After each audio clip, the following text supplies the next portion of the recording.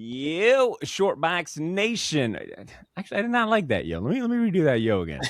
Yo, Shortbox Nation. Hello again. Welcome back. Thanks for pressing play. Thanks for being here. All right. Thank you for pressing play and tuning in and all that good stuff.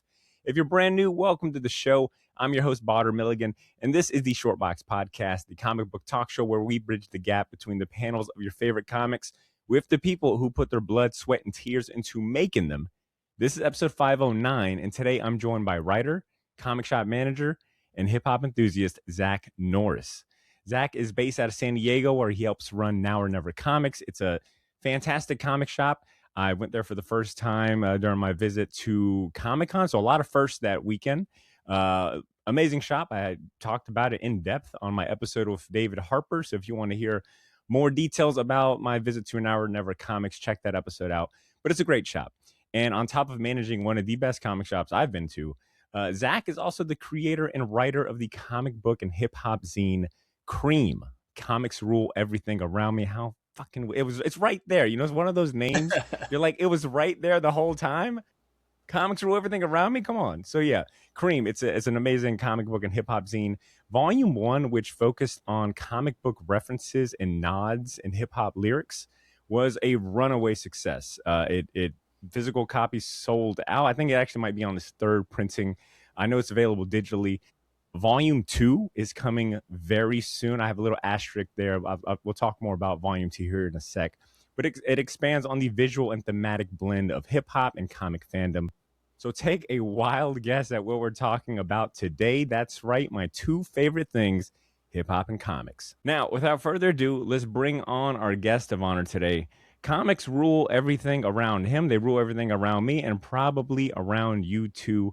Shortbox Nation, without further ado, let's bring on our man, Zach Norris, to the show. Zach, what up? Yo, Butter, what's up, man? Man, that was a killer intro, dude. You're so professional, man.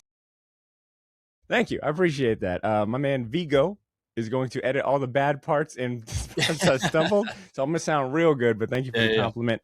That's the Vigo. Zach, can I tell you, this might be the fastest interview I've ever arranged. I think I drove on on a Wednesday. I was like, hey, what do you think about interviewing on, Saturday? This is an interview I knew I wanted to do. I just didn't think we would coordinate so quickly.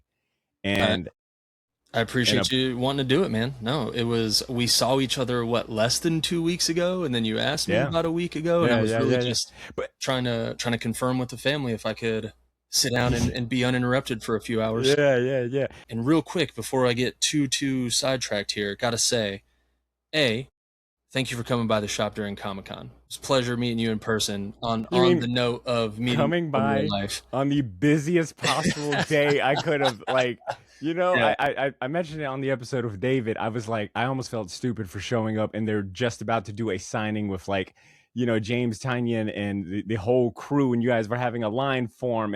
But if anything, I did give you props on this.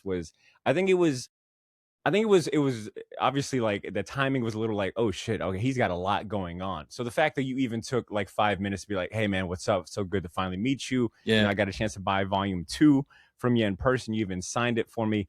I thought it was interesting. I thought it was a cool experience to be there during such a busy moment, a big moment for you guys, and to see how you ran the shop and the team coordinated and how the customers that were there, maybe not involved with the signing, still were taken care of and all of that. So it was something interesting to see you guys at maybe one of your busiest, and to see the shop run still really smoothly. If anything, it left me with a really good impression. Damn, if this is what it's like on a busy day, imagine just a chill day. Yeah. No, dude, I really appreciate the kind words. I've listened to the episode with David, so thank you guys very much. Absolutely. I guess while we're on the topic of Now or Never and planning these events for the shop and things, how did you first get involved with Now or Never? And I guess what's your role exactly? Is it safe to call you a manager, or how do you define your role? Yeah, man, I think that's an easy way. That's an easy title to put on it. We actually don't really do too much of that. If you had to call me anything, I am kind of the point person for customer management, subscription management, orders, FOC stuff, receiving orders. Aaron is the owner of the shop. He opened the shop in 2018, and I shopped there for 2 years before I became an employee. I think Aaron had basically gotten tired of listening to me bitch about my previous job and was like, "Hey man, like I'm ready for a full timer. Like if you want to get out of a situation that you're not feeling, like come on board." It was a pretty big leap for myself and my wife because my wife was pregnant. We were about 3 months out from my son being born.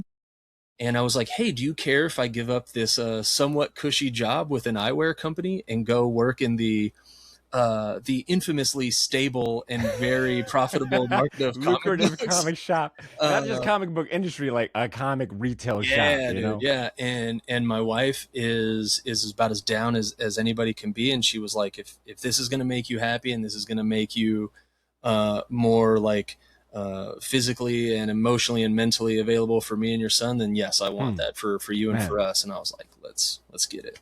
big shout out to Miss Norris. I like that. Yeah, dude. Huge shout Hell out yeah. to her. She's the anchor. Hmm. But yeah, oh, so sorry, I got sidetracked. I really like my wife. I could talk about her a lot. Yeah, I can tell. But no, dude. So I shopped at the shop for 2 years. Started working for the shop. I had basically, I remember probably my second or third time going to the shop. Um, I am so Badr, I'm not sure how familiar you are with this like ideology or lifestyle, but I'm straight edge. Don't drink, don't smoke, don't do drugs. It's like a hardcore thing. Comes from 80s hardcore. So I went into the shop one day wearing a shirt that said it's okay not to drink. And Aaron saw my shirt and was like, "Hey man, are you straight edge?" And I was like, "Yes, I am." And he was like, "Sick. I'm straight edge from Boston hardcore." I was like, oh, "Okay, sick." So we connected on the straight edge thing and we connected on comics. And from there, it was basically like an avalanche or, snowball effect of friendship. Can I ask, The more, if you don't mind me interjecting here? You're wearing for my audio listeners, you're wearing a hat that says "Read comics, listen to hardcore." yeah. And I mean, we're going to spend a lot of time talking about the parallels between hip hop and comics. But I think it'd be remiss if we didn't bring up hardcore a little bit and straight edge in the punk scene. I feel like there is another Venn diagram where, like, if there's obviously a Venn diagram between comics and hip hop, but I feel like there's, and I don't know enough about it to comment on it. But would you say there is a similar Venn diagram with straight edge hardcore, like the punk scene? Is it something about like the DIY nature of it? 1000%, dude. Like there is maybe more so than ever Hmm. the crossover between hardcore and comics. Like hardcore guys that like are into comics is for sure more prevalent than it's ever been. But also, do the parallels and intersections or the Venn diagram, as you put it, between hardcore and rap. Hmm. Also, a Well, thousand yeah. percent there, dude. Like that kind of outlaw spirit, the kind of do-it-yourself spirit. Got it. Guys going out on tour and driving themselves around for 200 days a year and sleeping in the back of Hmm. crusty old vans and playing shows for little to no money. Like there's, and probably more so like independent kind of underground hip hop and hardcore are a little Sure. more Sure. linked. There's not a ton of similarities between like Discord Records, Revelation Records style, like indie hardcore, and then like your big Warner Brothers Sure. Records Sure. rap guys. But Hmm. it's absolutely there, dude. 100%. So okay, so you end up getting this job at Now or Never. You're doing a little bit of everything. Where did the idea for Cream come from? And I also want to add to that. I mentioned the intro. The name is just so catchy. I guess when did the phrase "comics rule everything around me" like first click for you? So little bit more lore for you, dude. I've Love been it. Bring it. writing for probably 15 years or so. Started I've always been a better reader writer, like in school than anything else. I was terrible at math, not great at science, but like reading and writing got me through. Nice. Have always been a little bit of a bookworm and have like off and on throughout my life have loved comics. Um, but probably senior year of high school, I was writing for the school paper, and then Okay. a couple years after that, I was volunteering at a local venue. I was living in Arizona and was working at this venue called Open Aired. that on Fridays would be hip hop shows, Saturday would be hardcore shows, Sunday would be church. And so my brother and I were volunteering. It was nonprofit. It's very like indie DIY. I'd work the hip hop shows, and then I'd go and work the hardcore shows. And through that stuff, I met this guy who was running a website and a blog called Underneath the Desert. And it was like this underground Arizona hip hop blog. And he was like, "Hey man, I know you're a writer. Will you write some stuff for my website?" And I was like, "Yeah, sure, man." And I had this idea, and what we called it was anime and hip hop, where I would, month after month, would find an anime reference in a song and then write about that reference on the blog. I would write about the song, I'd write about the artist, I'd write about the anime. Give me some examples, because Man, I don't think I've ever thought about the anime or even manga references. So J-Rock song, Hood Gon' Love It. You ain't gotta like it, because the hood gonna love it. Yes, I remember. J-Rock says, "Whip like a fireball, call it Goku." Okay. There's the Wu-Tang, like, connect like Voltron line. And man, there's probably a million others. If it got it, so that if you hadn't asked me, I'd just rattle. Sure. But So yeah, that was kind of like the first inkling, or even like through line to C.R.E.A.M was like this idea. That's kind of in like the seed. One day when this becomes a book, because that's the like down the road goal, is that this becomes a book. I will talk more about that, but yeah, man, that's basically like that's where the seed was planted. Is like me noticing, okay, there's these rappers that are mentioning anime and manga stuff. And then as we get to like 2015 and Marvel does the hip hop variant program. And then I start listening to, like I've always listened to rap, but then you start listening for it with a different kind of ear, right? Like, oh, there's these hip hop variant covers. Oh, and I remember when this guy said this, or I remember when this guy said that. And so actually probably the real actual beginning of Comics Rule Everything Around Me is I was reading Jack Kirby's New Gods for the first time. And reading Jack Kirby's New Gods made me want to revisit Tom King's Mr. Miracle. Nice. And then rereading Tom King's Mr. Miracle, which is probably my favorite Tom King, by the way. Sure, yeah. That made me want to revisit Isaiah Rashad's The House is Burning. Yeah. And Bader, you probably also, we haven't got to talk about this yet also, man, but my dad was in the military, so I bounced around a lot as a kid, but bounced around between basically the South and the Southwest. So my life can be broken into like 3 chunks geographically: the South, Arizona, or California. When you say South, what state are we talking? So I was born in North Carolina. Okay. I lived in Virginia. I lived in Tennessee. I've got family in Alabama. I've got family in Texas. Okay. And I still got family in Virginia. Got it. You got the South covered. So I'm like Southern. My mom is from Virginia. My dad's from Texas / Alabama. I am like Southern by blood. Sure. So most of my like early rap fandom was either Beastie Boys or Southern rap. Cash Money Millionaires, 3-6, yada yada yada. I got married on March 6th, so that my anniversary would be 3-6. I know for a fact you you've definitely probably played oh my god, why am I drawing a blank on the number 1 at 3-6 International Players Anthem? There you go. Yeah. Played at my wedding for the record, by the way. I've also had that on the playlist. It's the wedding song now. Like, come on, wedding song of a generation. So like this is all like very long way of saying. So when Isaiah Rashad got going in like 2012, 2013, whatever it was, I've lived my life to Sylvia Demo, dude. Sylvia Demo was on. I cannot explain to you how much I played that album. Soundtrack to my life for like 2 years, dude. Yeah. And when he dropped his next one, that one I liked it enough. Sun's Tirade. Yep. But then when he dropped The House is Burning, I was like, oh, this okay. Yeah, like same. Second song I think is called Dark Side. So I'm rereading Tom King's Mr. Miracle, and I'm like, oh shit, like Dark Side. I need to go listen to some, Isaiah Rashad again. So I'm listening to Dark Side, and he's mentioning the New Gods, and I was like, you know what? How many of these are there? I'm gonna start looking. I'm gonna start digging. So I was like, okay, Dark Side is the song title. New Gods is a reference in the song. I need to dig into this. I know like the Beastie Boys mentioned Von Bodie and Cheech Wizard, and like because Beastie Boys are kind of like the beginning of me caring about music, dude. I'd loved music before that. I'd listened to music a ton before that. Was What's probably your what's your earliest musical memory, if you don't mind me interrupting? I think MC Hammer, dude. Can't Hmm. touch this. Okay. Um, my my parents were young. They had me when they were 22. They were young, but they were not hip. Okay. My mom was very much just like top 40 radio, and dad was very much just like kind of hair metal, southern stuff, country guy.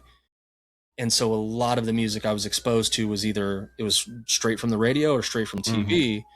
And when like when TRL and stuff like that started cracking off, that was basically my Yeah, like gateway drug. that was the gateway drug. I'm the oldest of Mm-hmm. three brothers. I didn't have anybody putting me on game at this point. And so it was really just like these music videos are cool. This is what I like. Like probably the Okay. first music I loved was I know the first CD I ever asked my parents for was Puff Daddy and the Bad Boy Family, No Way Out. Good album, by the way. I know Good it's album, a like little it's controversial crazy. now, Yeah, but it's crazy like to say that now, but it's got some hits right. on it, right? Some good songs on there. And the first CD they ever bought me was Hammer Don't Hurt 'Em, which had Can't Touch This on it. And I talk about that in the first issue of the zine. But I asked them to get me Puff Daddy and the Bad Boy Family. And then the very next CD I bought, my own money, my own allowance. I saw the video for Intergalactic and I was like, yo, Nice. what the fuck is this? Like, this Yeah. is Amazing music video it's at that too. melting my brain out of my ears. Mm-hmm. But anyways, dude. So yeah, I just had to start digging in and seeing like how many people do this, how prevalent is it? Is it just a certain section of guys in this one place? Is it everybody? Is it a newer thing? Is it an older thing? And it just sent me down the proverbial rabbit hole, dude. It's such a deeper and wider pool of stuff than I really realized. I think I'd known for a while because I've worked at the shop now for over 5 years. And that started connecting a lot of comic dots for me too, where like I'd kind of had a lot of the musical stuff kind of stored, but I didn't have all the comic connections because I was still pretty like, I was a little like narrow focused in terms of my comic appreciation. But then I start seeing like, well, this guy Bob Camp who did these Conan covers, he also did this cover for this group Nucleus. Oh, and then Which Nucleus has got a song where they talk about breakdance battling Superman. which That's I crazy. had. I mean, that was one advantage of. I have not actually read the volume 2 top to bottom. I've just flipping through it, and Bob Camp was new to me. I had no idea that, or even about this group Nucleus at all. Yeah, dude. So like they're early enough in rap, like early Mm-hmm. 80s to where it's still a little bit like it's still kind of disco, it's still kind of dancey, still like a little Yeah. electro. Mm-hmm. They're very much rapping and they've got a song, one of those old school like 7-minute rap songs with no chorus and Yeah. and they talk Some about Sugar Hill shit. breakdance battling Superman and it's like shit. And then Bob Camp's he did the cover for both of their first two albums, and he did Mm-hmm. the single for Africa Bambaata's Renegades of Funk, which is a very important hip hop record. And I can't remember which one it is, the Nucleus albums or Renegades of Funk, but dude, like on the back of them, whichever one it is, like they actually shout out like thanks to Marvel Comics, thanks to Stan Lee, thanks Oh, Bob that's Camp. dope. And it's like, oh man, like this is happening in like the earliest days of this. And so that kind of became again like this snowball effect of I was looking at references and songs and then it became now I'm seeing artwork and then it became now I'm seeing comic artists who are doing stuff for rap album covers and then it became well, I've never realized like Grandmaster Flash and the Furious Five they're borrowing that naming convention from the Fantastic Mm-hmm. Four. And then you start looking at old school stuff like Wild Style or Style Wars, and these dudes are doing graffiti and they're putting Von Bodie characters in graffiti pieces or Dondi, RIP, is very important graffiti artist from early New York City graffiti days. has this piece called Children of the Grave, where there's like a big hand like reaching out on this subway car. And this is when cats were doing like top to bottoms or whole cars is what they're calling them. So like the piece stretches along the whole car. And it's his name, Dondi, but like just before it, there's this big hand reaching out. And if you know it, it's a Jack Kirby Thor hand from like the cover of an Avengers, dude. And like I saw it and was like, oh, that looks like a comic book hand. So Botter, I sent this picture to Aaron from Now or Never, and I said, hey, bro, who drew this hand? Is this like a Buscema hand, a Kirby hand? And Botter, I swear, dude, within like, I don't even know if it was 10 minutes, Aaron had sent me an Avengers cover with Thor like reaching out, and it's like, it's clear as day. It's, if it's not that hand, it's damn near close. Yeah, it's like real close, dude. And so I was like, yo, like, even these graffiti guys in like the late 70s, early 80s, as graffiti is taking off the way that it took off, they are looking at comics. And then you start like looking at the way that they would fill pieces or that they would put like background effects. And it start, if you're a comic book guy, or if you're a comic book person, excuse me, I feel like you could start to see some of these backgrounds and effects and be like, yo, that's Kirby Crackle. Or yo, that's the way this dude colored this thing, or that's the logo from this thing, besides just seeing the characters. And so yeah, man, it just became a huge rabbit hole. And the comics rule everything around me. The name, I appreciate the props. I definitely like, once I read it, because I've got to give appropriate credit, I was on Blue Sky thumbing through random accounts, and Becky Cloonan, dude, I think it's I'm like 97% sure it's Becky Cloonan. Her profile on Blue Sky just says comics rule everything around me. And I was like, oh shit. That's the name of the zine. Wow. Because I didn't have a name at that point. I actually didn't even really have a zine at that point, dude. I had done the ash can for Comic-Con last year. And outside of the ash can, I had this little like demo one that I made. I wish I had it handy here, where I just taken like 10 pieces of paper, folded them, and put like the Beastie Boys article, and then I drew a Cheech Wizard, and then I put like a the Jay-Z thing, and then I put a picture of Kingdom Come. And it was really just like this little DIY, like I just wanted to show a homie. And he saw it and he was like, nah, dude, this is way deeper than this. You got to go harder than this. And I was like, you think so? And he was like, yeah, bro, like go hard. And so that's how it became 50 something pages of references and, all the stuff it became. Wow. I am so glad you connected the dots. I guess to me, it felt like this was, hold on one second. This damn printer is going to drive me fucking crazy. Hold on a second. Low toner.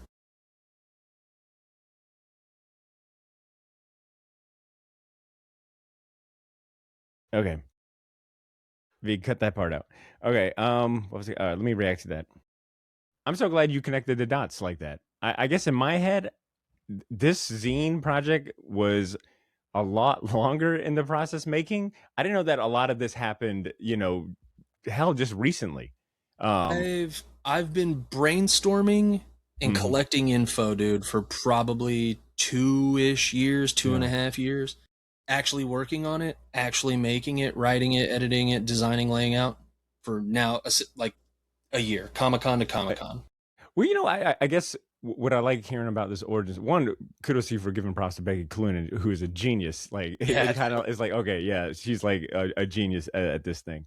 But hearing you mention the Marvel hip hop variant covers, and how that also plays into like the genesis of the story of putting together C.R.E.A.M. I remember working the comic shop and feeling validated in a way as someone that was like a big hip hop head and loved comics. Like, it was a validation to me to have these two things that I knew shared equal respect and love for a lot of the reasons you shared, right? Like, we can go down the history of hip hop and find so many, comic book references. I think a big part of it is because Marvel is based out of New York, has always been, you know what I'm saying? Like that New York love and hip hop, New York, all of that.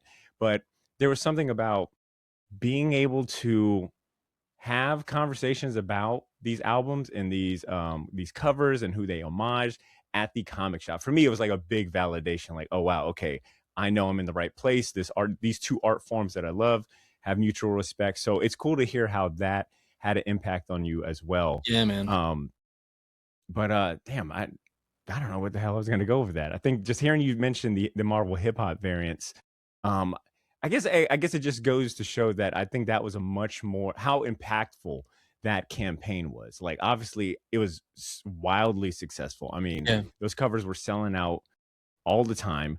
I still come across ones I've never seen before, like brand new ones. Dude, there's Um, way more than I thought they did, dude. I yeah, thought they because they did like continued 60 on. of them. You know what I'm saying? There was like it felt like they were putting out in waves, and I remember by the second wave, I was like, okay, I think I've got all the ones I want. Looking back, I should have just scooped up all of them, but Dude, I there's think they a continued on for like 3, 4. I mean, obviously, it wasn't like the numbers started dwindling, and it just yeah. got way more obscure too. I Like think some of the there's like covers. 155 of them, dude. Yes, and It's I've got a great. personal goal of trying to collect as many as I can. Let me show you. I was over my dad. I was over my parents' house yesterday, and my dad, I guess, was going through like a short box he had in the garage. He Okay. just pulled out a couple of like the most random issues, and this one was in his stack, and it reminded me. I used to buy my dad's comics for him. I used to just put his pull list with mine, and we just shared a pull list, and I'd give him Sick. like, oh, here's the Captain Americas that you wanted. I completely forgot that I bought this for him, and I I just took it. I was like, Dad, I'm taking this. The Iron Man and Yeah, Power man. Fist Mob Deep Yep. cover. Um, when you think about this campaign, the Marvel hip hop variants, what covers stand out to you? Were there any that you were like exceptionally kind of excited that they homaged? I got if it wasn't covered in stuff, I'm still recovering from Comic-Con. Hmm. I'm glad that the office my office, by the way, this is just the end of my kitchen. Um, I'm glad that it even looks halfway put together for this.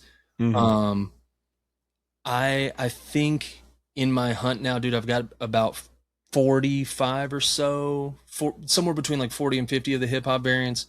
And the ones that immediately jump to mind, I love that Power Man and Iron Fist one because I also love that series. Like David F. Walker and Sanford Yeah, Green killed that. Um, but the Del Mundo ones, like I know that's your dude. You know he's my dude. Shout out Mike Del Mundo, like one of the best doing it right now. Um, Underrated interior artist, man. I for love that sure. he gets the love and respect for his covers because he should, because his covers are Hmm. next level. Underrated interior artist. Um, but no, man, his Spider-Man Tribe Called Quest, Hmm. it's perfect. It's It is. absolutely perfect. Yeah. Just such a I.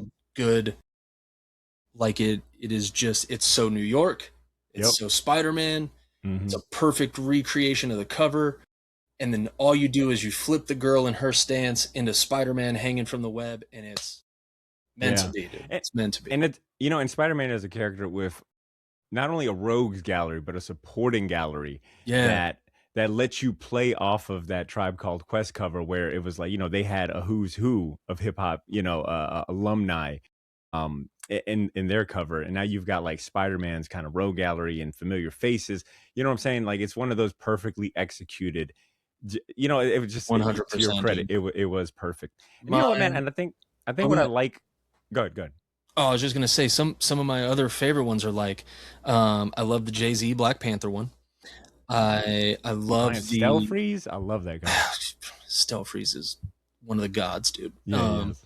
I Truly. love and I feel bad for not remembering the artist who did this one, but it's an Amadeus Cho Hulk cover that is an homage to a Sean Price album, and it Oh, goes I was hard as just looking hell, at dude. that. I was Um, just looking at that one. Yeah. I don't remember the cover artist either, but I want to give a shout out really quick. There is a Mighty Thor variant that Not the Mad homages Villain Mad one. Villainy, Yeah, and it's just that stark it's another black and perfect white, the one. Yeah, helmet. I mean, you know what I'm saying? It's like some of those covers are as, I don't know, iconic as the album covers themselves. yeah. Like I mean, dude, Bill Sienkiewicz doing Star mm, Lord as Kid Cudi, Bill Sienkiewicz doing Nick Fury as Bobby Digital. I love those because it's Sienkiewicz getting to homage Exactly. himself. Homage himself. Yeah, it's real And meta. then Yeah. Dennis Cowan doing Contest of Champions. That's Hmm. Liquid Swords. He's getting to homage himself. Yeah. And Those are standouts. I know personally, I got to witness that campaign, the Marvel Hip Hop variant campaign, influence people to check out some of those albums and Yeah. covers. Like I remember being invited on another friend's podcast to go through every single album cover and my thoughts on the album. And it was just cool to have the conversation, to like have, especially for me who was working at a comic shop at the time, to have like these two conversations that I could talk about all day and get people onto like hip hop and certain artists, and help them kind of like traverse certain rabbit holes. I think it is still to this day one of my favorite moments in Yeah, comics, man. period. It felt like, I think the way I described this one time to a friend was that, for so long, because of these references we hear in songs, like Hmm. from the Wu-Tang guys, right? Like Method Man is Johnny Blaze, and Tony Stark's, excuse me, freaking Ghostface is Tony Stark Iron Man. Yeah. You hear all these references, you hear all these connections, and you see the artwork, and you're like, yo, hip hop loves comics. Hmm. Of course they do. But for a while, it just looked like one-sided. It's Yes. rap. Yeah. Yeah. Rap Hmm. loves comics, and then this Marvel variant campaign shows everybody comics also love rap. Like, Yeah. this is not just a one-way street, like Hmm. most things in life. And I think that was a real kind of like watershed moment for a lot of nerds like us to be like, these two things, we maybe had always had felt that there's this Venn Hmm. diagram, but had never Yeah. seen had It never was seen the dots validating. connected. Yeah, Yeah. it was validating in multiple ways. And I'd be remiss right now, speaking about like kind of these big moments that combine the two fandoms. Over your left or your right shoulder, left, right, whatever the camera, right. Yeah, yeah. You've got the legend has it, the Nas and DJ Premier Yes, album. sir. What was And the Mike De Del La Soul Mundo one's there variant, too. as well as the Edwin Days of Galman. Lost Soul variant? Which it's been cool to watch Marvel and Mass Appeal team up for that giant campaign as Yeah. well, to embrace comics, to get artists like Mike Del Mundo to Sanford Green, to also work on it. It's cool to see, like, if it felt like it's building upon what Marvel already set up, and and all of that. So I want to get back to talking about Cream in the Okay. zine. Why specifically did you feel like a zine was the right format? Like, did you have any other formats in mind? Like, I don't know, like a blog post, a newsletter. Like, why the zine route? When I started writing this, dude, you know what everybody said? This should be a podcast. And I said, Oh, really? I already did that. I don't want to do a Mhm. podcast again. I'm a writer. Yeah. I'm a writer by nature, dude. Mhm. Um I didn't mention this earlier. Are you familiar with the clothing company The Hundreds? I was actually going to ask you about that because I came across something online while I was researching. I Okay. was like, "Did Zach write for the Hundreds? So Bobby I Hundreds? so The I used to write. brand? Hell Yeah, yeah." man. I used to write for The Hundreds. What do Um you mean you used to write? Because I mean, it's a clothing company. What they have, like a blog? so yeah, dude. So that was how The Hundreds Hmm. blew up, bro. Oh, okay. Put me on the game. Bobby kind of pioneered this. I and somebody smarter than me, somebody who is still more tapped into streetwear, will Mhm. have like a more eloquent way of saying this. But the way that streetwear is now so like wrapped up into like social media Yeah. and showing you like behind the scenes stuff and why we did this design and why we did that and why we're going to this convention or whatever, this event. I like Bobby's the pioneer of all that, dude. Interesting. Okay. Bobby, when they started the Hundreds, he started a blog, and almost every day, dude, was posting something like, here's some new shirts we got printed, here's a new thing I went and did, oh, I met this guy who took me to this studio and I checked out his art, or hey, here's my friend, like, well, here's the Odd Future kids hanging out in front of the store on Fairfax. Whatever the case, was, you could always go to the blog and find something to connect with, a story to connect with that brought you into their world. And so it wasn't just like, oh, these dudes are also making fire tees and dope hoodies and Hell yeah. Atom Bomb is super catchy and like all that. You could also go and get a glimpse of who these guys were as people. And when I was living in Arizona, I lived in this super small town called Yuma, Arizona, dude. Shout out Yuma.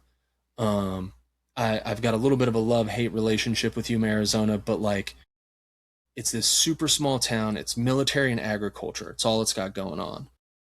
But I think because I'd moved around, because I was in, like I had skateboarded and had been into writing and hip hop and all these different things, like I always had my eyes like out.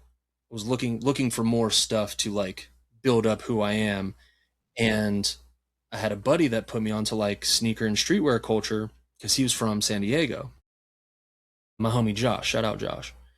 And we basically like we were those dudes that lived on Nike Talk forums, Hypebeast forums, the hundreds. Back when the internet was a proper place. Back when we were a proper country that had proper, like before social media like took every subculture and made it like not subculture. Yeah. You had to go and find these places, find these communities, and you had to kind of like be a student. You had to work your way in, and you had to like show people you were like down, if you will. You couldn't just like pop on social media, post the shoes that you had just got from the Nike sneakers drop and be like, oh, I'm a sneakerhead because I just copped the Travis Scotts, you know, like not enough. There was a certain level of acceptable gatekeeping. Yeah, gatekeeping. I call it healthy gatekeeping. Healthy gatekeeping. Yeah, that's a good phrase. Can I real quick, speaking, hearing like you talk about hundreds and the Nike forums, can I tell you the first time I ever bought my first 100s piece, which I think was in the Atom the Bomb tee, was off of Moose Unlimited. Yeah, dude. And I to this day, I think I think Moose Unlimited still exists, but it's not. It's just not. Sure. Man, I used to cop the hundreds. Crooks and Castles, Supras. I could go. I actually might try to see if I can find any of like these old receipts. I wish I used to have to send in money orders to get clothes. You know what I'm saying? Like rap tees. I used to have this like dope ass big LT. I forgot who is the maker of it, but good times. Yeah. Okay. So anyways, dude. So you end up writing for the hundreds, and how does that tie into C.R.E.A.M and the decision to go? That was just a big thing for me personally. Was moving to San Diego, meeting Ben and Bobby, and getting to write for the blog and be like, oh man, like writing is not just the thing that I could do as a hobby. Like I can actually make money and make connections and do cool shit by writing. And I interviewed Mike Shinoda of Linkin Park, and then I ended up working for Mike Shinoda of Linkin Park. I interviewed Kevin Eastman. Like the writing for the hundreds took me places. That's cool. And showed me like, yo, your writing can take you places. So when the idea for Comics Rule Everything Around Me starts like circling and becoming this kind of thing that's looming over me, I was like, man, this feels like a book. This feels like there's enough stuff here for me to dig into. There's enough people for me to talk to. There's enough material to cover. This could be a book. And there is now more hip hop books than there's ever been. Again, this mirrored camera is throwing me off, but like Doom book, Fab Five Freddy book, hip hop and comics book. Like I've got Questlove's. Wait, what's that? Oh, I love I got all those Questlove books. What is the you said a hip hop and comics book? Yeah, man. So this is very recent. Yeah. This is hip hop and comics. Whoa. This is edited by Dr. Sheena Howard. If you guys don't know Dr. Sheena Howard, follow her. I believe she's written some stuff for Marvel. She wrote a book about Black Panther and Wakanda and like what that means for, Afrofuturism and Black culture and Black literature. I'm going to buy that book after we're done. I need to go. Book. I've got the Fab Five Freddy book in my cart. Like, This also has a foreword in it by a guy named Patrick Reed, who is a DJ, curator. Patrick Reed has some of the dopest mixes out there. Like all of his sample mixes, some of my favorites. Patrick Reed is the dude that does the hip hop and comics panel at Comic-Con every year. He's been doing it since 2012. So I feel like I wasted my Comic-Con. I wasted my Comic-Con. I didn't go to the fucking hip hop and comics panel. Yeah, dude. Cool. But Please yeah, keep me in the loop for next year, Zach. I feel like when you go to Comic-Con, you do this shit that I want to go find. absolutely. As a first timer, I think I When I missed can out on get some there, stuff. yeah, when I can Cool, get cool, there, cool. I But definitely. but you know what? I'll go ahead and add to it and say that I think it was a smart decision to go the zine and book route. Because first of Yeah, all, Volume One of C.R.E.A.M is all about hip hop lyrics referencing comics. So you're already talking about, in some cases, not the written word, but the written word, right? sure. Like these words and all that. So I think it makes sense just thematically to have a physical book. Let me share with you. I bought Volume Two from you in person. Thank I you. had ordered. I bought Volume One when you posted it last year. I even bought like a digital copy because I didn't want to mess up my physical copy. Appreciate Let you. me go ahead and admit to you, I did not read all the way through. When I bought that Fair book, like enough. many things, I put it in my stack of things to read, Yeah, and man. I did not read Volume One until I was leaving the flight from San Diego back home. I was like, well, I got Volume Two. I should probably read Volume One. And I spent the entire flight from San Diego to Dallas reading Volume One. And I think that was when I was like, yeah, I need to hit this dude up. I need to have him on the show because the labor of love that you put into it, man. Thank And you, it, man. and I think it's not, you're not just saying like, hey, here is a reference. It's not like a listicle. It's not a Yeah, very, like what I'm saying. You could have gone a very straightforward route that could have easily been like a social media post or something. But sure. I think the research that you put into it, the level, the dedication, obviously like your passion for the medium and just writing, it also looks really good too. Do Thank you, you man. do most of the graphic design in it? It's all me, dude. There's a couple in the Nice. first issue. There's Mm-hmm. a few pieces that I had friends contribute art to, Mm-hmm. just because I wanted to like put on some local friends, and I wanted to have a few more kind of visual things to break up some of all that writing, all that text. Mm-hmm. Um, but yeah, dude, the writing, design, layout, that's all me, for better or for worse. Um, the first one, the leap from the second one from the first one, I think Hmm. you'll see when you dig into the second one. Cool. It's way heavier visually, and that's by design because it's about art. But it's also Sure. just because now I know what I'm doing and I know like kind of Nice. what I'm going for. But I Okay. still, just last night, going back through it and prepping for stuff today, found like two more spelling errors and like design errors, and was like, ah, the second print's gonna It's have some sure, sure, cleanup sure. that needs to be done. But But before we get to talking about Volume Two, I do want to give you some props about Volume One because I ended up learning two things. Well, there's two observations. Two observations I wanted to note. Two, one, you list two of my favorite uh, comic book references in hip hop. okay, One of them being Most Def on Respiration. such When he says, "You pay or die, no options, no Batman or Robin, can't tell between the a cops and option. the robbers. Yeah, They both partners. They all heartless. No conscience." Like one of my favorite comic book, because and I think what your zine did was kind of show the full gamut of these references. Where sometimes it's as simple as like, I'm sharp like Wolverine's claws, right? Like I don't yeah. think anyone said that. Trademark Botter Milligan, but. Yeah, yeah, yeah. Or in that case, like Most Def, where like he's weaving it into like these multi-syllable rhymes and like inner rhymes and all of that. So Yeah, I do dude. like that you go from like very straightforward comic book rhymes or like very easy Easter eggs to like here's how it's a little deeper in the double entendres, which Yeah. leads me to my second point I wanted to make. You have like a one or two. There's a few instances where you're writing like a couple of paragraphs about the reference, the song, the album that it's on. In particular, you have a page about Jay-Z Kingdom Come. Hmm. And one of my favorite comic book references from one of my favorite rappers when he says, Yeah. I've been up in the office, you might know him as Clark, but just when you thought the whole world fell apart, I take off the blazer, loosen up the tie, step inside the booth. Superman is alive. Yeah, yeah. Love that lyric.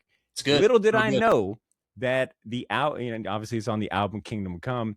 I did not know that the comic book, even though it's like right there, like I had never thought about the comic book tie to Mark Wade and Alex Ross's seminal body of work. Yeah, Because man. also, you know what I'm saying? I guess I always assumed it was more of the biblical reference, Thy Kingdom Come, Sure, sure, sure. but you did a great job breaking down how young Guru being a comic book head and Yeah. him time mentioning it to Jay-Z and all of that. Like there's a lot I think that your seasoned hip-hop head, comic book lover could learn from this. to even like just like even if you have no knowledge or basis of any of those, I think someone could pick up volume one for sure and learn, and I think really appreciate certain nuances to it. I appreciate that, man. Really, really appreciate the kind words and the feedback, and that was definitely the goal. Because when I started out, and a lot of that, a lot of those a lot of those deeper digs, I got to give my man Jake Zalaki credit. Jake helps me edit the zine. He Okay. is a writer. He's an editor. He's a professor at USD here in town. Real sharp cat. One of the smartest dudes I've ever met. And he started shopping at the shop a couple years ago, and we connected through comics, and then we connected through both being writers. And he was the guy that I was showing, like, hey, I've got this idea, and this is kind of what I'm doing, like, kind of just a fun little thing. And he was like, nah, man, it's deeper than that. He's like, go harder. Like, okay, this guy says this. Why does he say that? And he's got this kind of writing thing that he lives by, where he tells himself, so what? You find something that you think is interesting, or you find something that like you want to talk about, so what? So what makes it important? What makes it worth digging into? What makes it worth sharing? And so to your point, like at first it kind of was just a find these things and call them out. Yo, in this song, this dude says this. And that's all it was going to be.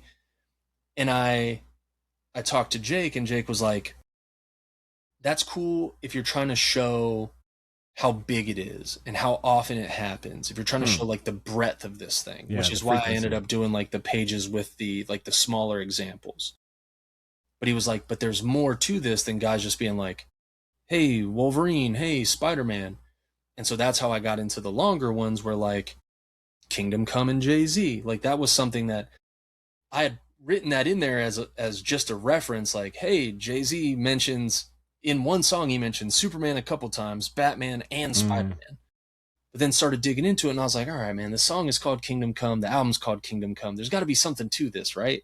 And then sure as shit, there was something to it. Like looked it up, and people were like, yeah, Guru showed him this album. I was like, or this comic. I was like, oh shit, of course. Wow. Yeah. But like really dug into the ones that I felt like I could speak to a little bit more, like the Isaiah Rashad, like the Beastie Boys and Von Bodie, like the Jay-Z Kingdom Come, Pharoah Monch and X-Men. I love that song.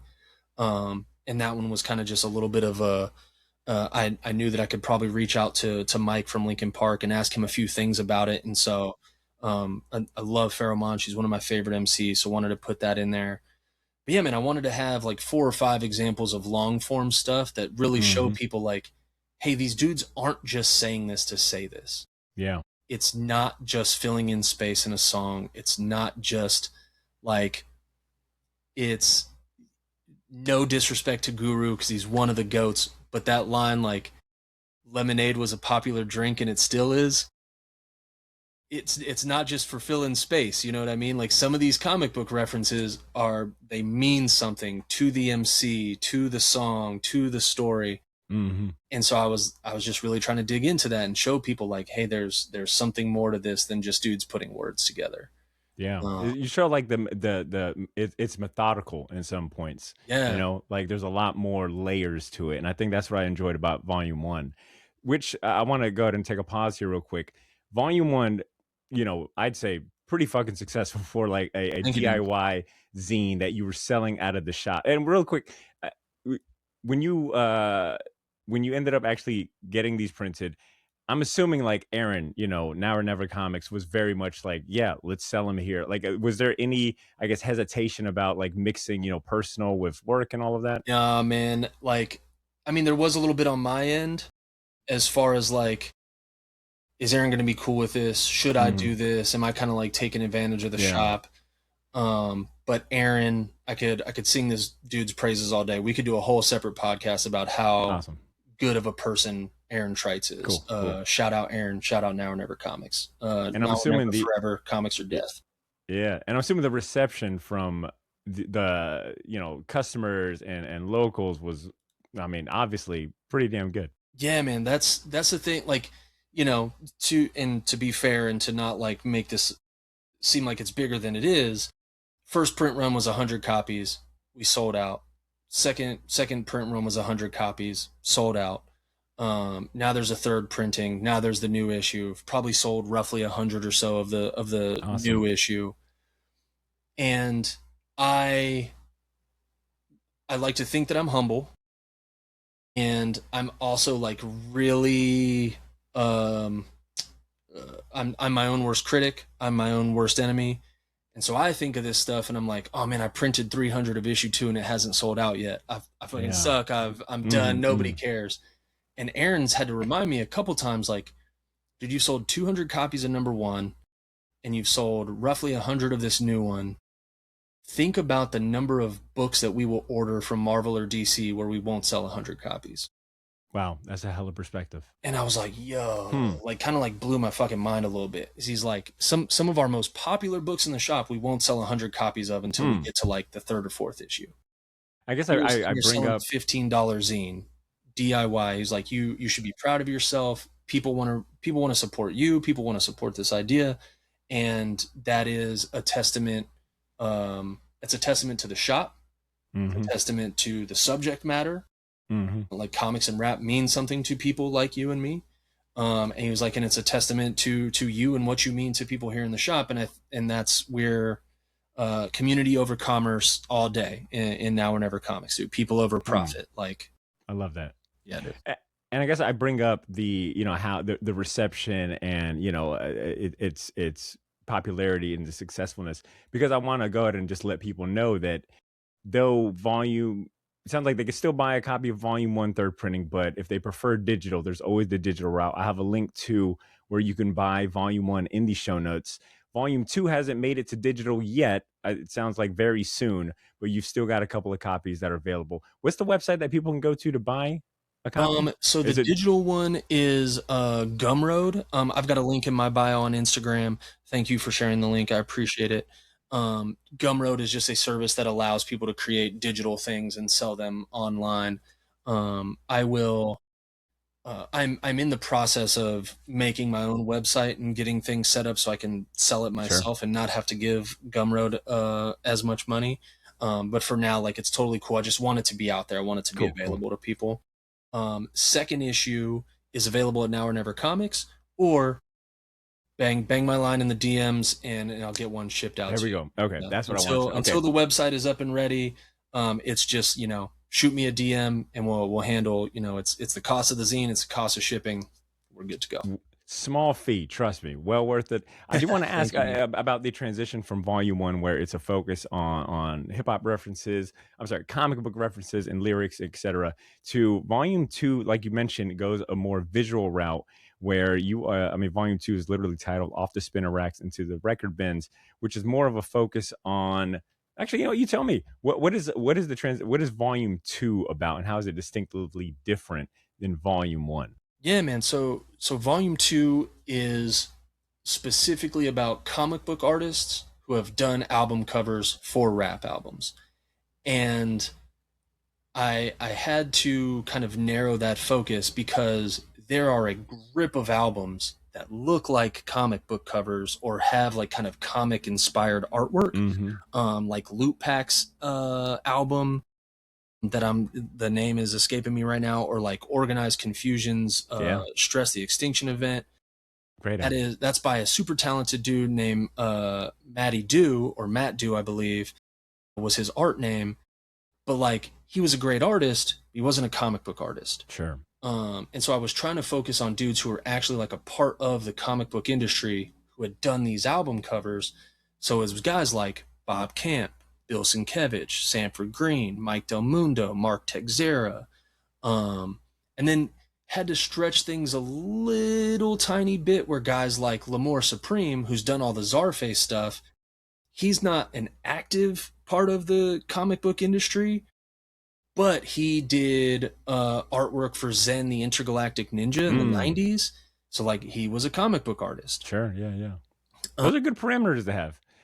I guess, man, or the thing is just huge, I guess, did you ever think about doing, you could have easily extended the comic book references and rap lyrics, theme to 4 volumes if you want. I guess, why did the decision to go a completely different route? Was it just to keep it fresh for yourself? To keep it fresh for me, to keep it fresh for readers, dude. And to circle back a little bit, you had asked about why zines, and I went off on some crazy tangent, and that's Aaron and I have a motto in the shop. We say "long story longer," because we are very talkative dudes. Sure. Um, the reason I did zines is because when I started working on this, I was like, "Yo, this is a book." But if I tell myself I'm writing a book, I'll never You do won't it. ever do it. I'll Sure. never do it, bro. It's too the idea is too Mm-hmm. big, the work is too big. It'll just loom over me, and I'll never do a single fucking thing. Sorry if language is not cool on the pod. Let Uh, it fucking rip, brother. okay, cool, cool, cool. um, so I was like, I'm gonna do these as zines so that they are digestible for me and the workload as a guy who works full time and as a husband and as a father.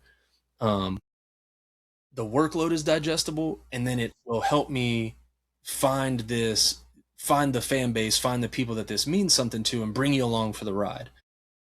Doing it one step at a time. And I wanted to break it out into subjects because, again, that'll make it a little more interesting for me doing the work. It'll make it a little more interesting for readers who either do know about this stuff or don't know about this stuff.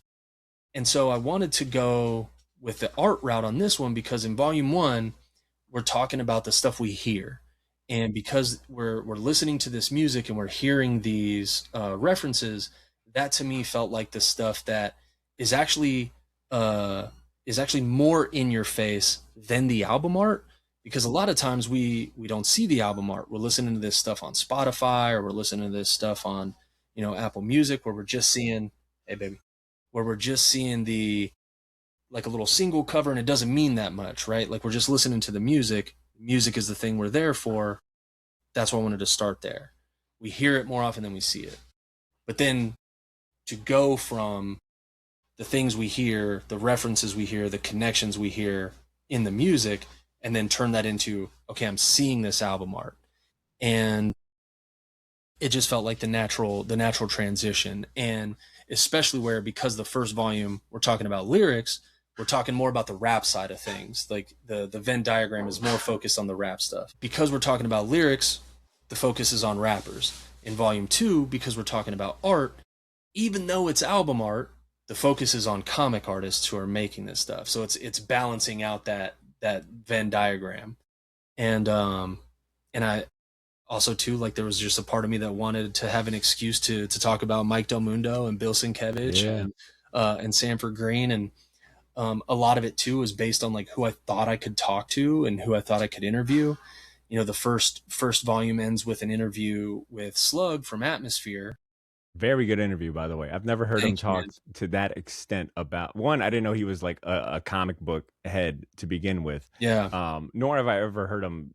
So it was a nice surprise to hear him to read him to read this interview where he's talking about comics and how it plays into his music and the lessons that he learned from comic books, his time with yeah, MF Doom and seeing like his love of comics. Very good interview. yeah. Thank you, man. And it's like kind of cool and kind of a bummer about that stuff is like there are certain people in the industry who have worked with Doom and like know Doom on a Mhm. like professional and personal level that will talk about him, but only so much Hmm. because they want to preserve Sure, sure. mystique. You want to Hmm. preserve the icon, and so there's some stuff in there that like Slug would kind of dance around a little bit, Yeah, and then there was stuff that I kept out because I was like, okay, Slug has been gracious enough to share this with me. I've got to respect the legacy. I've got to respect the mystique. So like I've got to hold that's on to cool. that. You know what I mean? Yeah. Um, But volume two, I mean, you mentioned some of these names. Man, some heavy hitters. I mean, like you said, you've got a couple of like blurbs and short quotes from like Mike Del Mundo. I mean, you're covering Bob Camp. Sanford Green is in. Like fucking Dennis Cowan. I mean, come on, man. yeah, dude, That Jizza Liquid Swords cover is so iconic, and it took an me all so timer. long to realize that it was Dennis Cowan Yep. that did. Actually, let me show you something that I recently bought that I think you'd appreciate. On the top, I don't know if you know this, but a while Marvel put out, obviously they had the hip hop variants, and they were so successful that they put out a couple of vinyl records with the comic covers, but only three of them. One of them though being his Contest of Champion vinyl Yeah, with man. the Dennis Cohen art. This is like a pride possession for me. I was so happy to finally get it. But It's so Dennis good, dude. Cohen, yeah. Yeah, But I mean, I met him at Comic-Con. Was finally got to actually, I gave him a copy of the zine, told him thanks for his work. He Another kind of interesting connection here, to circle back to my homie Jake. Jake has done 2 books now with the University of Mississippi Press, where they do a series of books called Conversations with, and then it's a comic book creator. And Jake has done 2 of those in that series. One was with Todd McFarlane, and one was with Dennis Cowan. And so in the Todd McFarlane one, it's him editing, it's him curating and editing previous interviews. In the Cowan one, it's him curating and editing previous interviews, and then he does his own interview. So when I started working on the zine, I was like, hey man, I'm going to use stuff about Dennis Cowan. Can I borrow anything from your book? And so that's why there's this section there with like the little 1-page, almost like an advertisement for this Dennis Cowan book, because the quotes I got from Dennis Cowan are actually from Jake's book. And so when I went to Comic-Con, I told Dennis, like, hey man, I borrowed some of these quotes from this book. Like, Jake's a great guy, needed to give you one of these. Thanks for your work. Had him sign a copy of the Liquid Swords hip hop variant, or the Contest of Champions Liquid Swords homage, and then a copy of Static #1. nice. If you don't start none, there won't be none.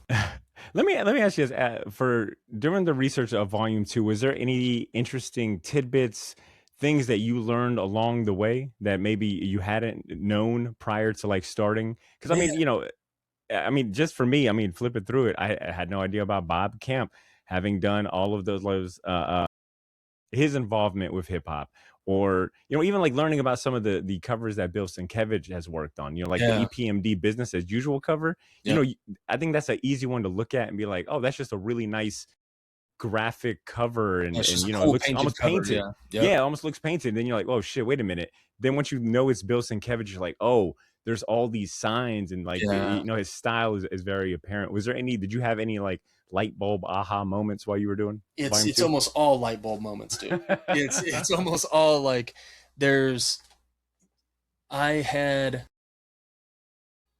told Bill this, like, I love that Kid Cudi album. That first Cudi album is Which it hit another me right on time. Like, speaking about light bulb moments, only 2 years ago that I learned that he did the cover. Once that again, another cover that is burned in my head. That first Kid Cudi album, I think yeah, for all of us like millennials, is like, it's yeah, man. close to home. Never would have thought it had a comic book connection. It's one of those things that speaks to Bill's versatility as an artist, and like the Well said. versatility of his art style. But like, same dude, like, I've been listening to that album since it came out. The cover is seared into my brain, and I'd probably read the album, like, liner notes to that thing 20 times, and probably saw the name Bill Sienkiewicz and was like, cool, whatever. But then, like, and had probably read comics with artwork by Bill Sienkiewicz. Sure. But then working in the shop, like, Now or Never has just become so pivotal, dude. Like, as my life and the things I'm doing now, but especially with these connections, I'm seeing more of this stuff because I'm surrounded by more of it. Realizing that that's a Bill Sienkiewicz cover on Man on the Moon, then like kind of open these floodgates of like, what else have I been looking at and not realizing that it's a comic book artist? And so Mark Texeira was another good example where that's a great one. Yeah. I'm not Had familiar no with idea. I'm not familiar with that era of Ghost Rider and Wolverine and Sabretooth. I wasn't like a big 90s comics kid, so like Mark Texeira is only like on like the peripheral of my comic radar. And then that Public Enemy album, it's not one of the Public Enemy albums, you know It's what I'm a little saying? later, for sure. A Yeah, little it's a bit little later. later. It's kind of after they hit their peak, but I'd probably seen that album cover how many ever times scrolling through Spotify or talking to friends about stuff, whatever the case may be, digging through bins somewhere, and was just like, oh, this is like a very socially themed kind of making a message or having a message kind of cover it's perfect for Public Enemy. That's right up their, right up their alley, right in their wheelhouse. And then don't remember what I was looking at when I saw like somebody say somewhere like, "Oh yeah, there's that Public Enemy cover by Mark Texera," and I was like, "Which Public Enemy cover is by?" And then he was then lucky enough to I grabbed a copy of the CD here in town and was lucky enough to find it at a record store. I went to like 6 different record stores, found a CD copy because he was doing a signing like 30 minutes north of me, and so I went and actually talked to him about it. Like took the chance and went and sat down. And he was such a cool guy. He's total character, like total comic book character himself. But was a great chat, and he totally put me on game. Was like, yeah, I did that for Def Jam. They hit me up and they were like, hey, you do Ghost Rider, so you must be the skeleton guy. Like you're Marvel's skeleton guy, right? He was like, well, everybody can probably draw a skeleton, but if you need me to draw a skeleton, then yes, I'm your But you guy. draw skeletons real good, Mark. Yeah. Yeah. And then So and you then were born to do it. he did a Flesh and Bone cover, a Bone Thugs like solo album, and then somebody I'd never heard of, Passion, he did her album cover. She's a rapper from the Bay. And can I say real quick? You mentioned that he did the album cover for Flesh and Bone. I think it's crazy that the one album that you would think would have a skeleton on it, a Flesh and Bone, Flesh and Bone does of Bone not. Thugs. Nope. But the Public Enemy album, what is this called? Muse, Sick and Hour. That's a hell of a title. Muse, a little Sick and Hour, Mess Age. Yeah, it's supposed to be music and our message. There you go. Okay, so a little bit of a roundabout way of getting there. Sure, absolutely, a little clunky, but I got you. But yeah, Bone Thugs and Harmony solo album, Flesh and Bone. Not a single bone painted on the cover. Zach, what would you say is your? I guess after doing this project and after the release of Volume 2, what would you say is some of your favorite? I guess like hip hop covers drawn by comic artists. Man, do you have a certain affinity for one, or do you have like a new affinity for a certain one after having done Volume 2? Yeah, definitely a new affinity for that EPMD cover. Talking to Bill about that one, and him like telling the story of like he was at the Def Jam office in the late 80s, which is already sick enough. Come on, yeah. He's hanging out with Parrish of EPMD, and Parrish is like, we want you to do this album cover. And then talking about what they talked about and what they wanted, and then how he was going to visually portray that. But then more so, once we really started talking about it, he was telling me, and it's part of the interview at the back, I feel really, really grateful for Sue, Carlin, and Bill for giving me some of their time and letting me do this interview, where he digs into like, he was this kind of like podunk farm boy from New Jersey that moved to New York with these big art dreams. He loved drawing, he loved painting, he goes to school, and he just gets wrapped up in 80s New York subculture. He's seeing graffiti, he's seeing comic book art, he's seeing all this stuff. It's all blossoming around him, right? And he tells a really, like, it's a real brief story, but it's a killer story about like he gets off the subway one night and Keith Haring is about to start like doing a piece in the subway. And Bill's like, yo, I'll be your lookout, like do your thing. And I was like, only in 80s epic. New York, bro. That's so cool. Come on. Yeah, but like dope.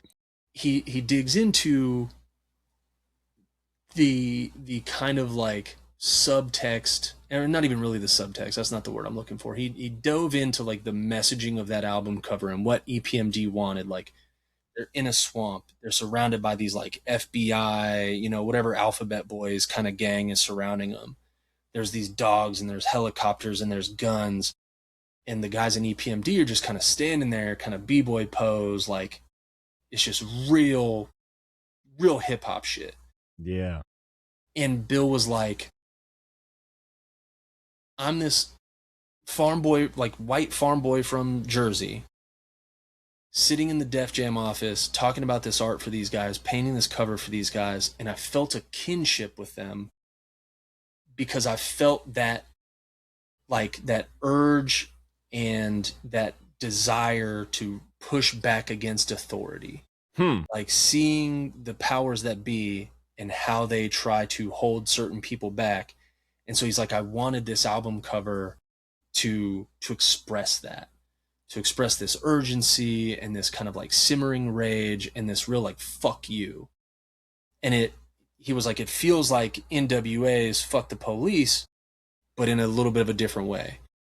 And I was like, man, Bill Sienkiewicz is the shit. Come on. If there's any more reason to like the guy, it's like, master artist and painter, and pushed the fucking, envelope when it came to comic art. And he's also a huge hip hop head. I will say, and there's a lot more in volume 2. I don't want to spoil everything, but Sure. on top of the interview with Bill Sienkiewicz, you've got a really good write-up about Todd McFarlane's connection to Outkast and the AT-Aliens album, what could have been, which I think people should read on their own. That was one of my favorite bits to write in this one, dude. I can't wait.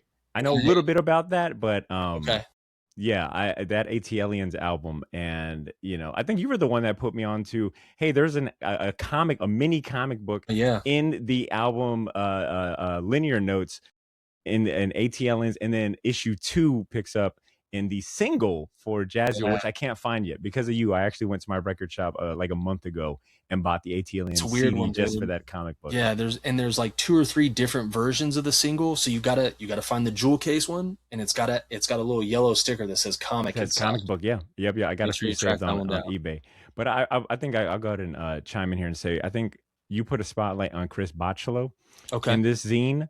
And seeing his covers for Woo Massacre, I will never forget being on, I think, 2 Dope Boys at the time. It was my jam back when like hip hop blogs were like the way to get like that good shit. I'll never forget seeing Woo Massacre being posted on 2 Dope Boys. And I mean, I was all the way into comics at the time. And I think that might have been one of my first real conscious exposures of like, oh, Chris Bachalo. And he's doing like, what is this art style? Why does Method Man, it looks so dope, like Ghostface? So to see like that mentioned in here, it like really brings me back, man. You know what's funny about that, dude? I was, whenever that is, 2009, 2010, I was working at Hot Topic. Worked at Hot Topic for 2 years, dude. I was again, real small town, Yuma, Arizona. I worked at this mall, and I worked at Zoomies, Foot Locker, Journey, Hot Topic. Like I was basically doing the rounds. Basically my rounds when I would go to like Orange Park Mall here. It was like, I'm gonna hit those, like these 4 shops. Absolutely. Yep. Are you about to tell me that? Yeah, continue. I wonder if you're gonna go where I think you're gonna go with this. And back when I worked at Hot Topic, they still sold music. We had records in there. We had CDs in there. Yeah. We'd get these big posters for new music releases. And bro, I remember when that album came out and we had all 3 covers, and now, and I wish I'd have bought one and or all of them, because now like tracking down CD copies, they're expensive as hell. They're not cheap. They're not like super, super expensive, but they're more than I want to pay for a single CD. And I just had all 3 of them right there in my face. Could have got a discount on them and everything. Yeah. And had no idea at the time. Like obviously I knew they look like comic books. Sure. And I knew at the time like Wu-Tang has this kind of affinity for comics. I didn't know how deep it went, but I was like, oh man, this is really cool. And there's 3 different covers. Like that's a cool move. I haven't seen this on an album before. And they just sat there on the shelf at Hot Topic, and I never did anything about it.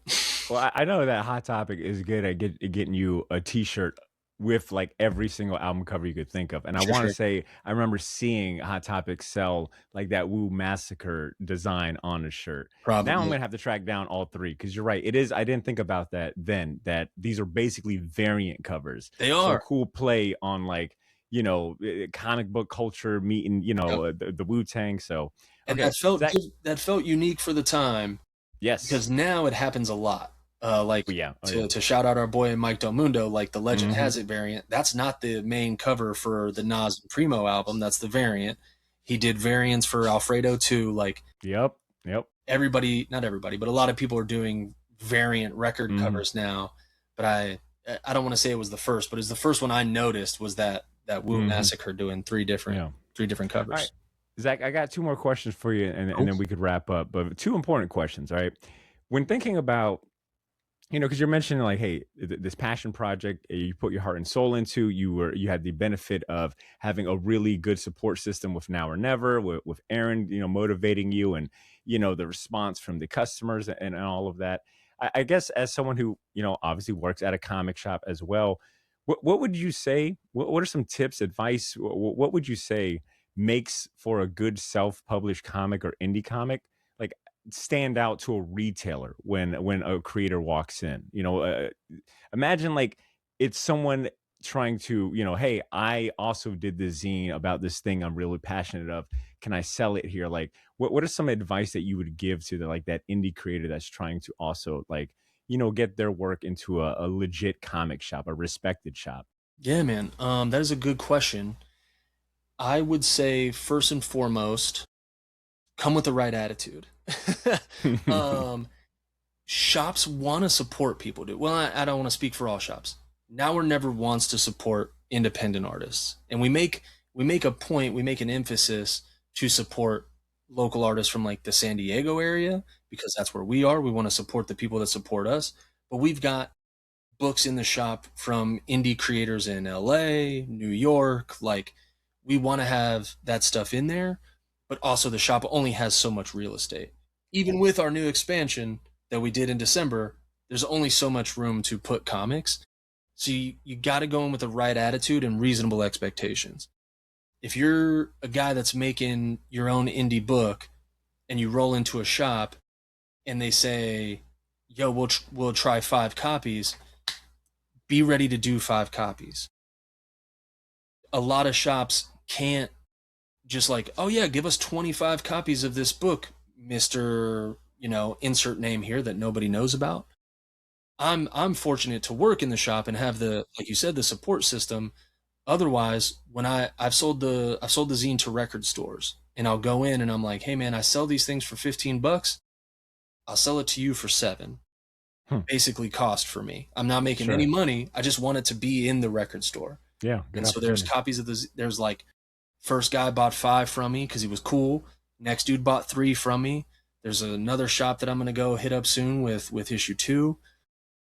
But I would never go into the shop and be like, "Hey man, buy 10 copies of this." Like, the hustle and the grind, like, that's all there. We respect that attitude, we respect that energy, but you've got to be willing to work with shops because we can't just buy everything. Yeah.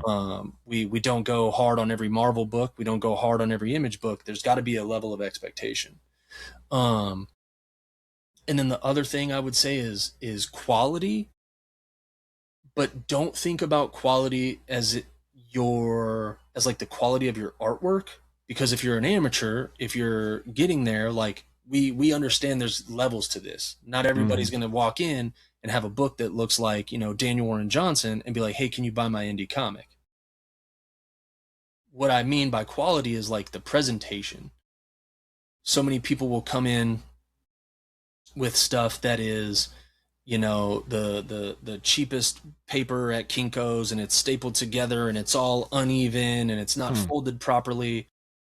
And there's, from like the DIY, like punk and hardcore stuff, there's an element of that Aaron and I love, but it doesn't look great on a shelf. It doesn't look great on display somewhere. Because what we do when we buy these indie books from people, dude, is we put them on the new book wall. Like, when they Wow. first, like, if somebody comes in and sells us their book, we put it on the new book wall with all that week's new releases on Wednesday, and then after a week, it goes into our local creator bins or our indie creator bins. And indie is not like Image or Boom or whatever. It's like actual DIY, Truly like, indie. Yeah. yeah, indie guys, indie creators. And so having a level of quality that you're proud of, and that a shop can be like, "Yes, I can put this on a shelf." And for a lot of shops, that bar is going to be at different levels. But like, when I made Comics Rule Everything Around Me, I knew off rip, like, I want this thing to be perfect bound because I want it to lay flat. I don't want it to be 50 pages that are like bowed at the staples, and then it's all, it looks janky in a bag and board. And I knew what I wanted it to look like. I don't have all the design stuff figured out because that's a new world for me, but I knew this is the way I want it printed. I want the cover to be a little bit of a heavier cardstock than the paper, so it looks and presents a certain way. And that was some of the most immediate feedback, was like, "Yo, this looks and Yeah. feels good." And I'm like, Presentation "Cool," goes a because long way. now in your brain, you're going to read the inside, and whether the inside is good or not, to everybody's own subjective opinion, you at least feel like it looks good Yeah, and feels quality good. presentation. Yeah. Presentation is so big. The right attitude, the right kind of quality on presentation, and then like figuring out how shops do things, going in and making yourself um like coming in and trying to be a part of the community is the biggest thing, dude. We tell this to everybody. Like people that try to apply at the shop, people who want to do events at the shop.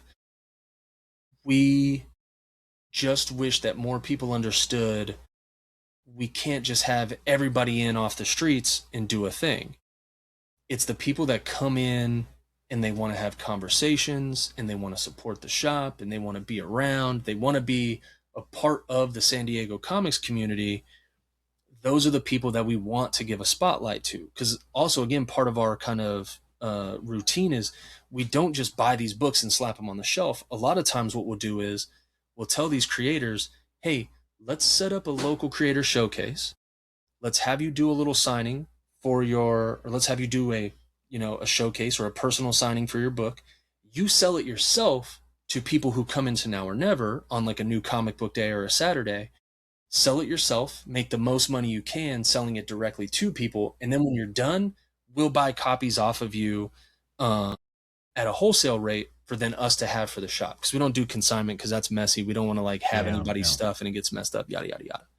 So going into shops and being aware of like of their ecosystem, of how they operate, how they get down, what they're into, what moves for them. We don't sell a ton of like indie kids, like indie all ages stuff, right? We will have a showcase and a signing with somebody who does indie all ages, and we will support that book and we'll put it on the shelf. But we'll do way better with like some indie horror thing or indie sci-fi, because that's just like the demographic at the shop. We just pull those kind of people in, Yeah. And so I think that's the main thing is figuring out a shop's ecosystem and being a part of their community. I heard Jason Aaron on a podcast ages ago talk about like when you pitch to publishers, like trying to pay attention to trying to pay attention to how that publisher puts books out and what their release schedule is like, and how do they do one shots versus anthologies versus miniseries. And once you kind of see how a publisher operates and how their ecosystem works, then you know what to pitch them and when to pitch it to them. Yeah. And I think people should pay attention to that with shops as well. Do your homework. Yeah, I like that. Presentation, do your homework, and to your point about being invested in the community, give more than you take. I think there's a certain level of give before you, balance there. Yep. That's awesome. All right, Zach, I got one more question for you. This is a fun one. If you were handed the keys to write, I don't know, a 4-issue miniseries about pairing any rap icon, whether it be old or new, past or present, with any comic book character or artist, who are you pairing up, and what's the premise? And I know I just sprang this up on you. I'll give you mine, give you some time to think, and where my head's at. What are you thinking?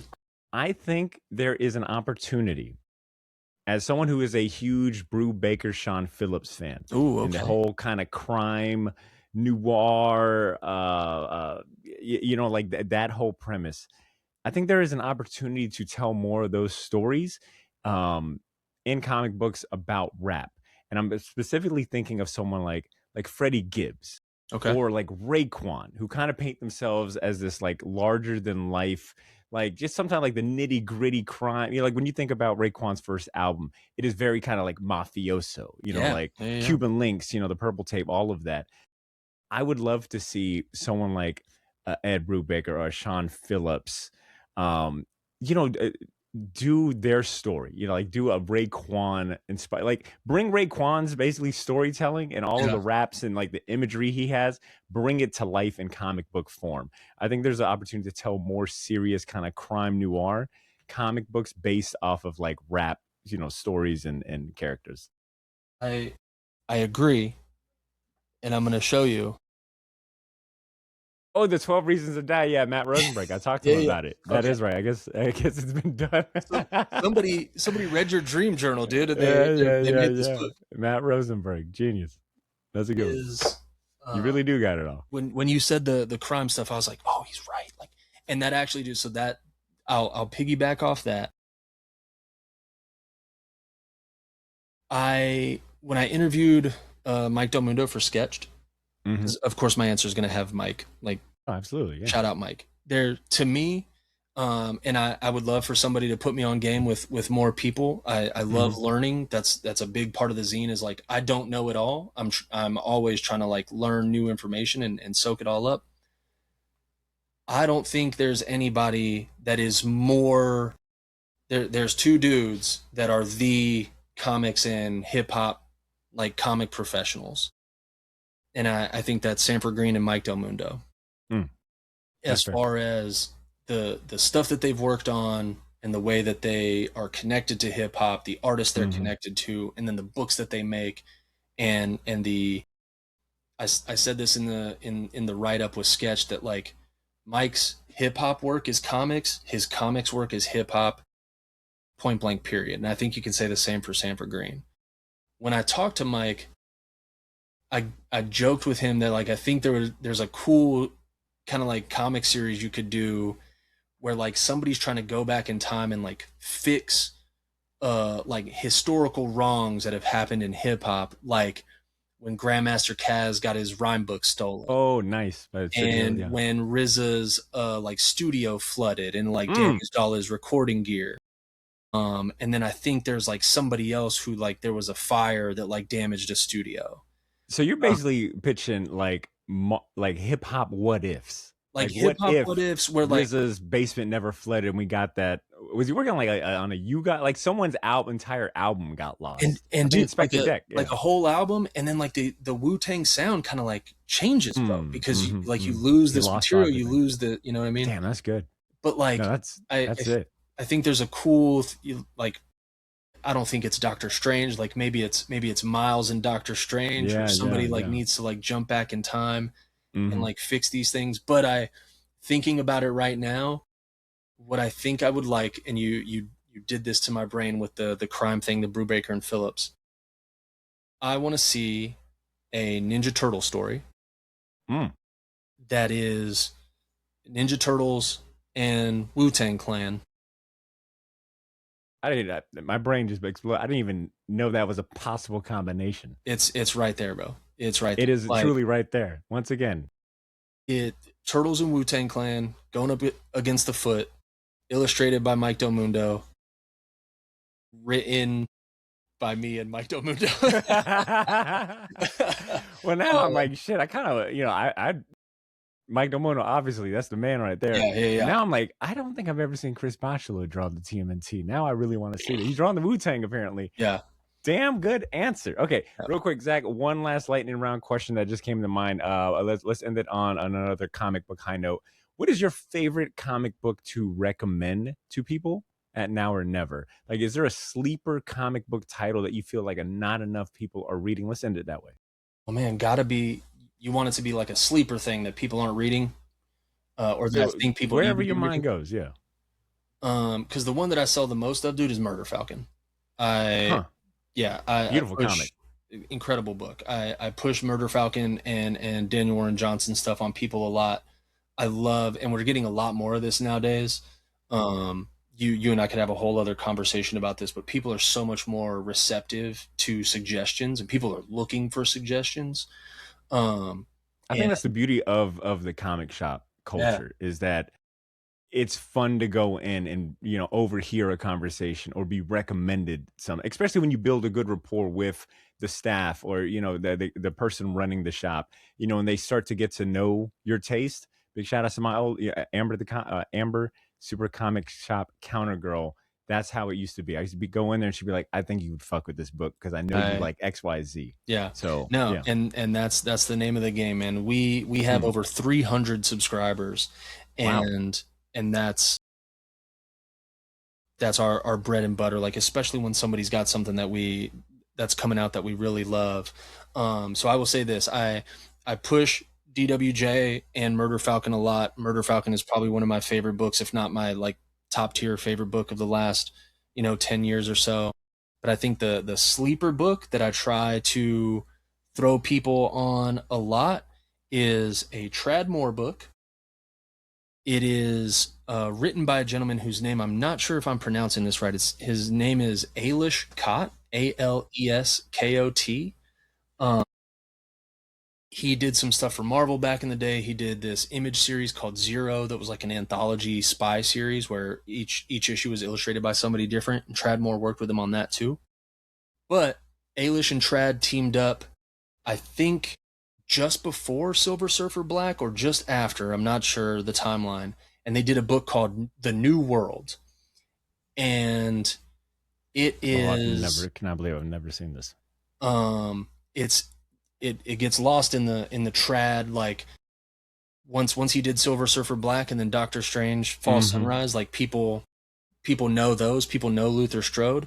New World slips under the radar, dude, and it's out of print from Image right now. So if you guys are listening to this, go track one down on the secondary market, because you're not going to be able to get it from your shop unless they already have it on the shelf.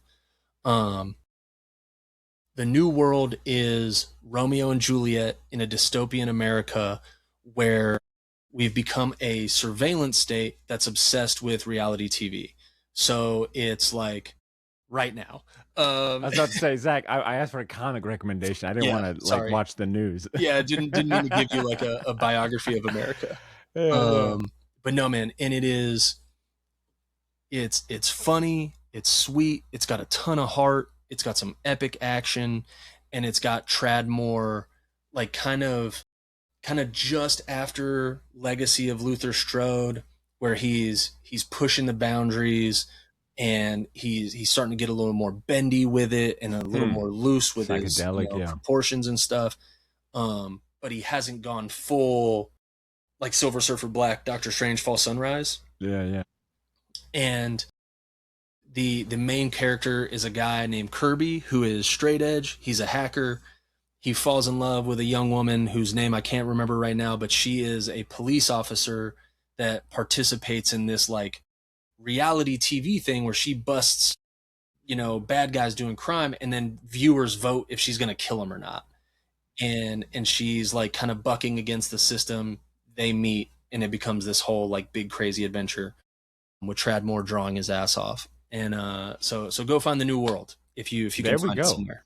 Yo, it's on my list now. Thank you for putting me on the game. Of course. And I think with that, Zach, this has been fantastic. Ladies and gents, this is the Short Box Podcast, and we just finished talking to Zach Norris about a whole lot of hip-hop, a whole lot of comic books. We talked about his original zine, C.R.E.A.M, Comics Rule Everything Around Me.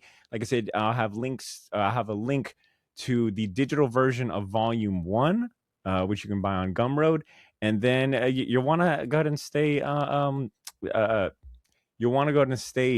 in tune with what Zach's going on. So that way, whenever he announces a Volume 2 digitally available, you can get that too. Or if you're in the San Diego area, if you're close to Now or Never Comics, go in there, see how amazing the shop is for yourself. Go pick up a copy of Volume 2 in person.